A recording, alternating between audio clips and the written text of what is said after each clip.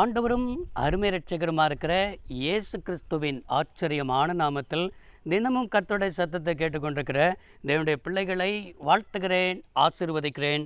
நீங்கள் ஆசீர்வதிக்கப்பட்டவர்கள். இந்த நாளிலும் கூட பரிசுத்த தேவன் உங்களை பார்த்து திருவளம் பற்றுகிற ஒரு வார்த்தை, உபத்திரவப்பட்டவருக்கு உதவி செய்கிறவர். நம்முடைய ஆண்டவர் எப்படிப்பட்டவர் என்று சொன்னால், நம்முடைய உபத்திரவத்தை அவர் அற்பமாய் நினைக்க மாட்டாருங்க. நம்ம உபத்திரவப்படும் பொழுது அவருடைய கரத்தை நீட்டி நம்மளுக்கு உதவி செய்கிற ஒரு நல்ல தகப்பன் இருக்கிறார் என்பதை நீங்கள் முதலாவது விளங்கி கொள்ள வேண்டும். இதை அறிந்ததான பரிசுத்த யோவான் எழுதின சுவிசேஷ புத்தகம் 16ஆம் அதிகாரம் 33வது வசனத்தில் வாசிக்கிறோம்.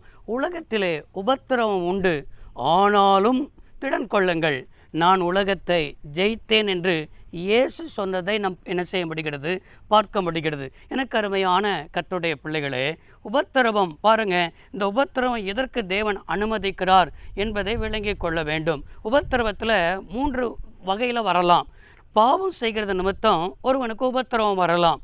அது மாத்திரமல்ல, 2வது ஒருவன் செய்கிற பாவத்து நிமித்தம் மற்றவர்களுக்கு உபத்திரவங்கள் வரலாம். இன்னும் 3வது உபத்திரம் ஏன் வருதுன்னா, பாவமே செஞ்சுருக்க மாட்டோம், நன்மை தான் செஞ்சுருப்போம், ஆனாலும் உபத்திரவம் வரும்.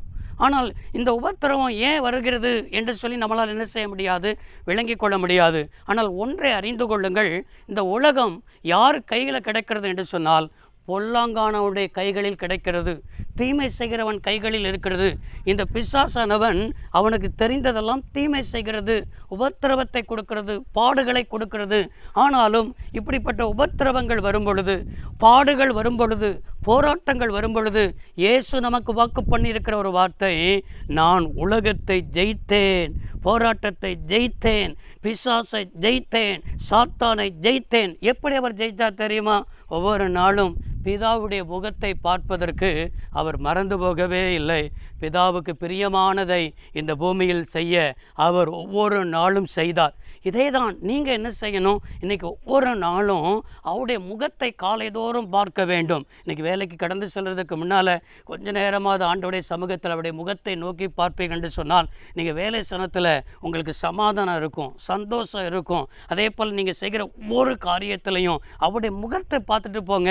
உங்கள் கூடவே கர்த்தர் இருப்பார், எல்லாவற்றையும் ஜெயிக்க கிருபை தருவார், எல்லாவற்றையும் மேற்கொள்ள கிருபை தருவார், சமயத்துக்கேற்ற வார்த்தைகளை தருவார். நீங்கள் போராட்டம்னு சொல்லி போராட்டத்தையே பார்த்துக்கிட்டு, பிரச்சனையே பேசிக்கிட்டு இருக்கிறது நிமித்தம்னா பிரச்சனை மாறாமல் இருக்கிறது. இயேசுவை நோக்கி பாருங்கள், அவர் உலகத்தை ஜெயித்தது போல நீங்களும் ஜெயிப்பீர்கள், நீங்கள் ஆசீர்வாதமாக இருப்பீர்கள், நீங்கள் வாழ்ந்திருப்பீர்கள். ஜோமனோமா சர்வ வல்லமையுள்ள தெய்வமே, அன்பு தகப்படை, இந்த வார்த்தையின்படியே நம்முடைய பிள்ளைகள் ஆசீர்வதிக்கப்படட்டும், எல்லாவற்றையும் ஜெயிக்க பலன் தாரும். இயேசு ரட்சக நாமத்தில் பிதாவே, ஆமென். கர்த்தர் ஆசீர்வதிப்பாராக. God bless you all.